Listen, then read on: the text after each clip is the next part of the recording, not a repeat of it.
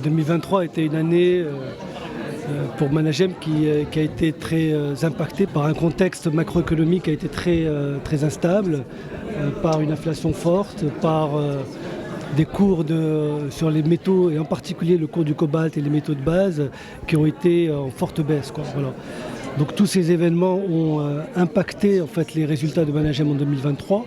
Néanmoins, nous sommes très confiants sur les fondamentaux du groupe, sur nos productions et puisque cette année nous avons également investi sur beaucoup de projets, aussi bien au Maroc, dans le cuivre que dans l'or à l'international, pour développer donc, notre production à horizon 2024 et 2025. Voilà. Donc en résumé, une année impactée sur le plan des résultats par des perturbations, on va dire, exogènes, mais des fondamentaux solides qui nous donnent toute confiance dans les investissements futurs, quoi.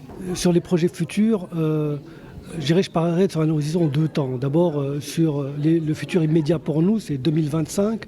Nous sommes en marche pour délivrer notre plan stratégique avec notre ambition à l'horizon 2025.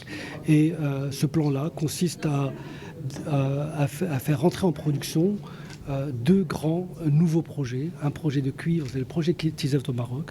Ce projet, qui est plus de 4 milliards de dirhams d'investissement, a pour objectif de doubler notre production de cuivre au Maroc. Le second projet, c'est le projet Boto au Sénégal. C'est une acquisition récente que nous avons faite en 2023. Et on a pour objectif donc, de démarrer la production de ce nouveau projet en 2025. Là aussi, un projet qui est de la taille de notre projet d'or en Trika en Guinée. Et donc, qui aura pour ambition également de doubler notre production d'or à un horizon court terme 2025. Donc vous voyez un plan stratégique qui est en passe d'être réussi, d'être délivré en 2025, avec un changement de périmètre significatif, avec 2 grands projets en production. Au-delà de ça, et c'est ce que j'ai présenté, notre ambition, on va dire, à un horizon post-2025, et si on voit 2027-2030, c'est de prendre le train qui est en marche aujourd'hui sur tous les métaux de la transition énergétique.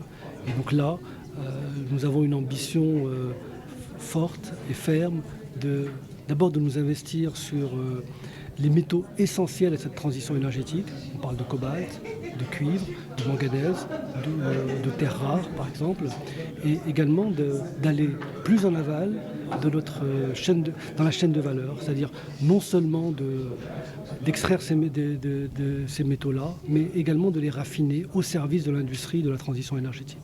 Voilà, donc un objectif ambitieux de croissance et de création de valeur à un horizon 2030. Pour suivre toute l'actualité d'EcoActu.ma, inscrivez-vous sur notre chaîne YouTube et rejoignez notre communauté sur Facebook et sur les autres réseaux sociaux.